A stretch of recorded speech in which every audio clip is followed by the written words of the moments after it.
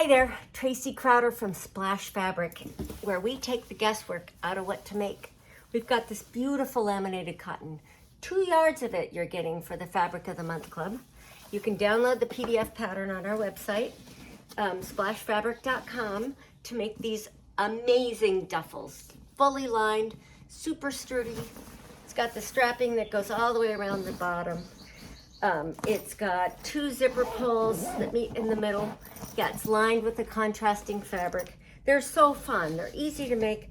I made the pockets out of the cutouts from the bottom that made the box corners. That made our pockets, so we didn't waste any inches. This one is a sleeve for your luggage. And then I made a mini. I love me a mini. Isn't it adorable? And 2 little hooky things. You can hook a shoulder strap on. Okay, let's get sewing. So we have here 2 full yards of fabric. It should be 55 inches of good fabric. The laminate doesn't go always all the way to the edge. So first thing to do is to put the fabric, lay out these huge pieces of fabric so the wrong sides are together. So we have the inside and the outside are going to get laid out and cut and sewn together as one. So you're going to make one bag that's lined, and it's going to be 20 inches tall, 20 inches from the fold. The bag is made out of a 40-inch piece of fabric, and the width is 33 inches for the large size. So the first thing to do is fold up the bottom 20 inches, and you cut it off right about where the selvage is. So you're going to cut it off right there at 20 inches. And you can use a roller cutter, but I don't have a straight edge that is long enough to span that. So I'll just cut it with my scissors. Oh, first we're going to square up the side. I'm going to make this large bag with marin on the outside and peachy on the inside of my bag. And so 33 inches wide. And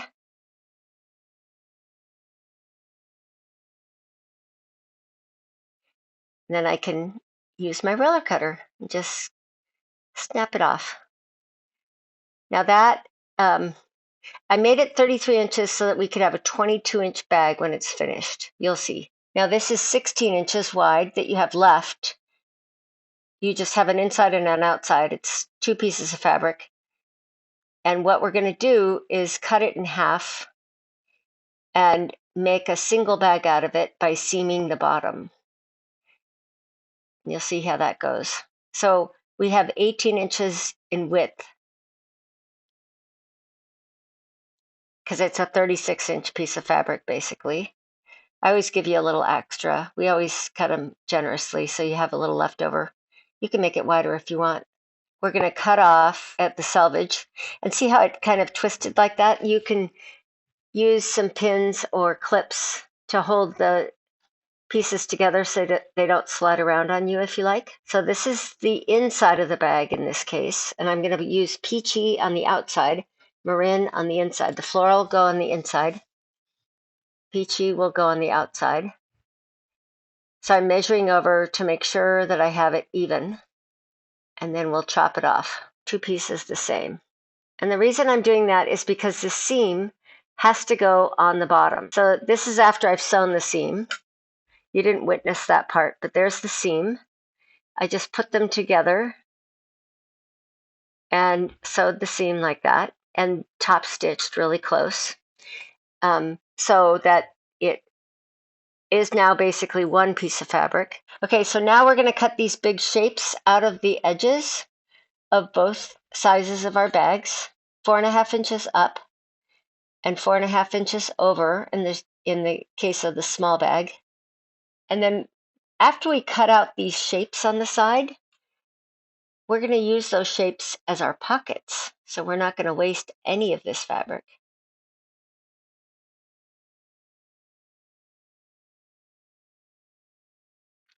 So now we're laying out the big bag, the large size, and you can see there I'm keeping the fold on the bottom.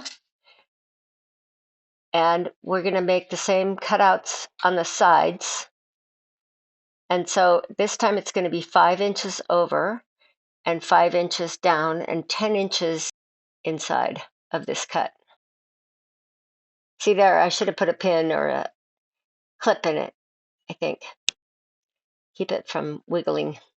And now it's the puzzle of putting together the pockets. So these will become pockets for the 2 bags. So I will have 4 pockets, but there's 2 sides to every pocket. So it's 8 sides that you're going to make. And then you're going to sew those together and top stitch. And on the pockets, I'm going to put the seam that I'm making to run vertically on the small pockets, and they'll go horizontally on the large, just because I think the sizing, they're basically square, but they're a little bit longer one way than the other. You'll be sewing right sides together and across the length of them. Now I'm going to show you how I do it. I just sit there and sew a whole bunch of pockets all at once. So I just do that one seam, and this is production sewing, and then I chop them all apart. I'm just finger folding it so the seam allowance goes one way, and then stitching along about a 1/4 inch from, see, I'm running the middle of that seam along my presser foot, and they look pretty good.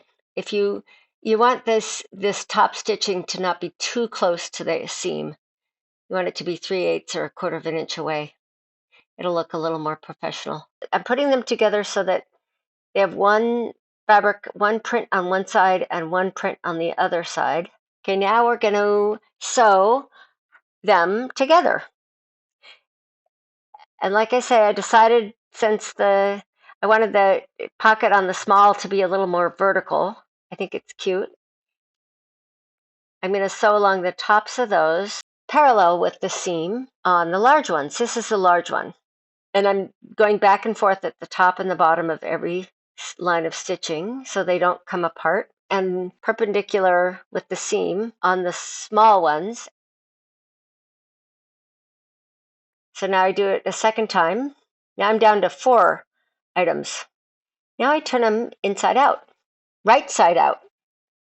So now the right sides are out, and wherever the stitching is, I'm going to top stitch that too. So that'll be the top and the bottom of the pockets. And it looks pretty good. Looks good enough. Doesn't have to be perfect. I just finger fold it so it's as open, that seam is as open as it can be.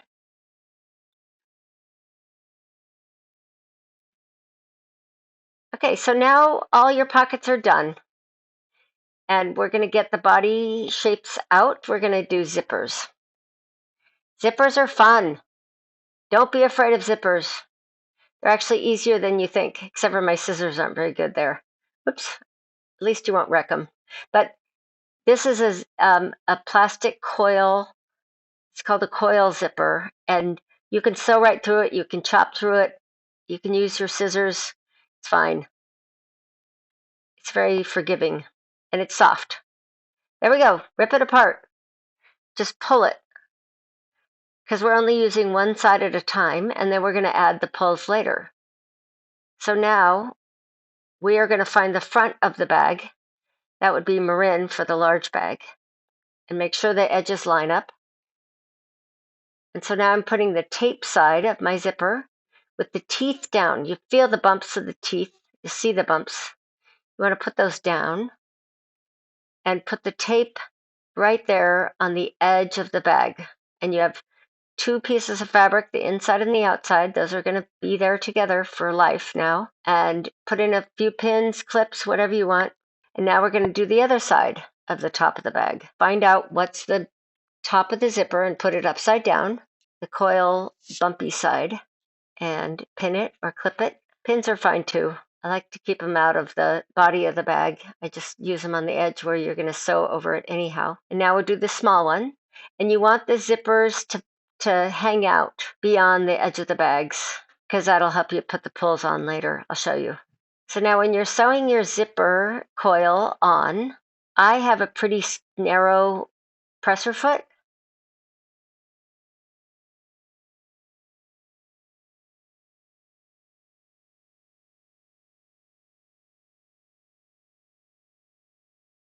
Now, the other thing is that you top stitch that zipper also.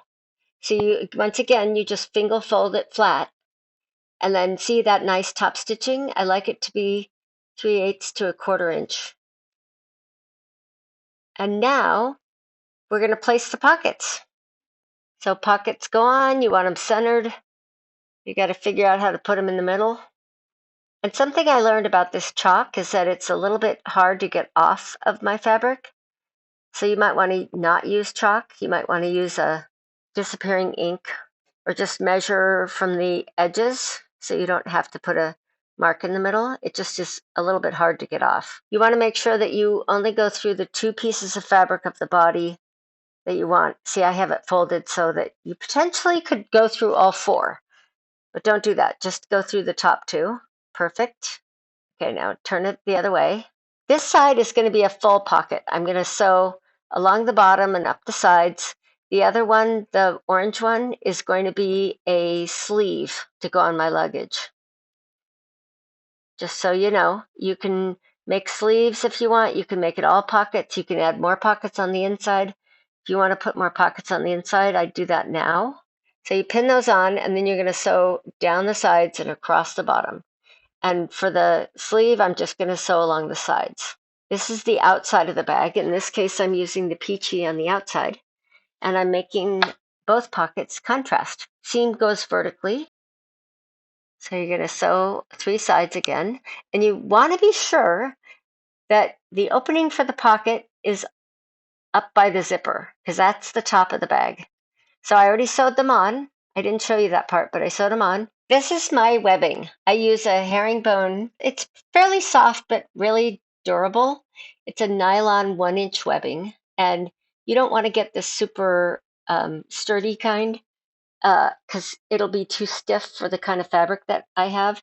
Our fabric is soft, and so you're going to put this webbing basically all the way across the bottom of the bag, and you're building a loop. You're making a loop first, and then you're going to stitch it on to the outside. And it takes a lot of webbing. It takes 6 yards to make these 2 bags. So you're going to cut one to 120 inches, and one is going to be 84. So this is the small one, the 84-inch one. And we're going to lay it out and flatten it out so that you can tell if it's twisted. You don't want it to be twisted. You're going to sew the ends together just on top of each other. I'm just pinning it so it's a 1-inch overlap. So I'm flattening it out to find the middle. You're marking the middle, and you'll know where the end is because that's where your overlap is. Now here's the small bag, and so we're going to start lining up those ends, the end in the middle, right at the middle of the right at the bottom of the bag, on the bottom, so that it lines up with the edge of the pocket. So this is going to take all those raw edges and hide them. It's going to be great. And you're going to stop your stitching right above the pocket, right about where that corner is. You're going to stop stitching, and that'll be where the handle comes off, because where the zipper is, that little panel is the very top of your bag, the top of the duffel. Make sure it's not twisted. Check it 2 or 3 times. Just check it. So you're going to double stitch across right there. And our fabric is amazingly durable. It really, especially double-sided like this, it's going to last a really long time. And now we'll take the big loop. I'm going to find the center of the bottom. Since I don't have that seam there, I can't tell where it is unless I measure. Okay, make a mark where that is. And we want these to be parallel with each other and fairly straight on the side of the bag. And you're going to go, once again, pin at the top where the corner is, just above the pocket in this case. Now when you sew it, you're going to sew really close to the edges of the webbing, down one side, really close to the edge, and you just try to keep it. This orange pocket is open on both ends so that it can slide onto my luggage. And you get to the top of where that is sewn on, and you just put the needle down, pull the presser foot up, and pivot. Go ahead and sew it back and forth a couple times. And then go down the other side.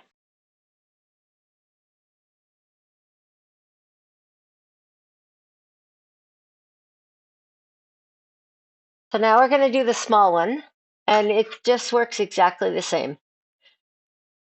Down one side, across the bottom, up the other side. Back and forth at the ends.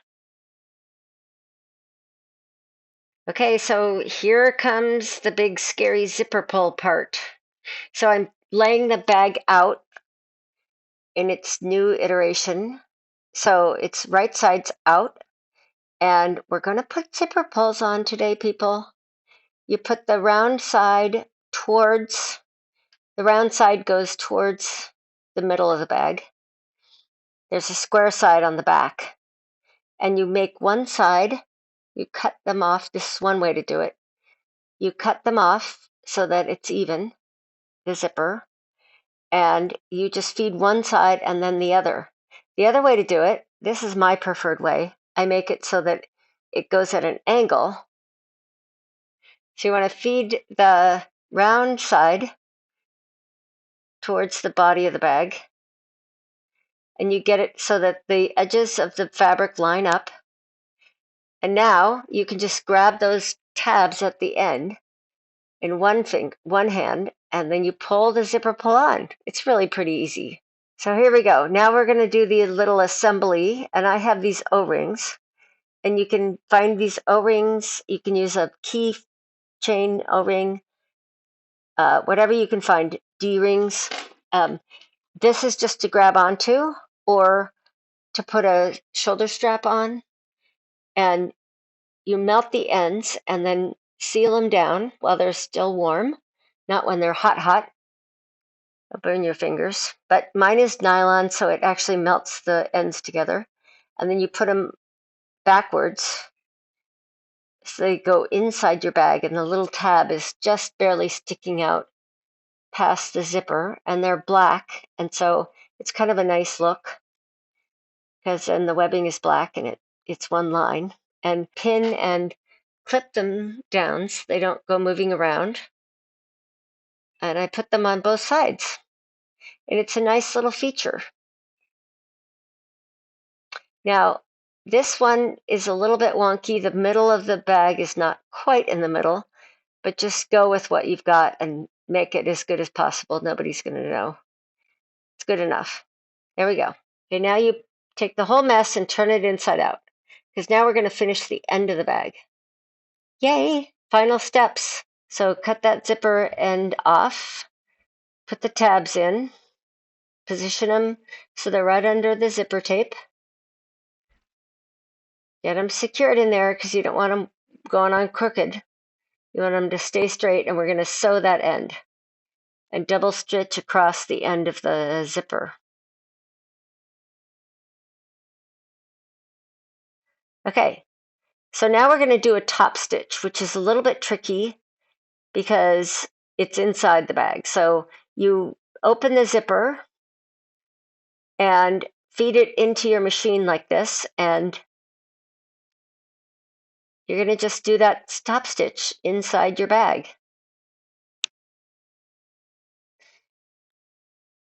Okay, now you do that 4 times, 2 for each bag.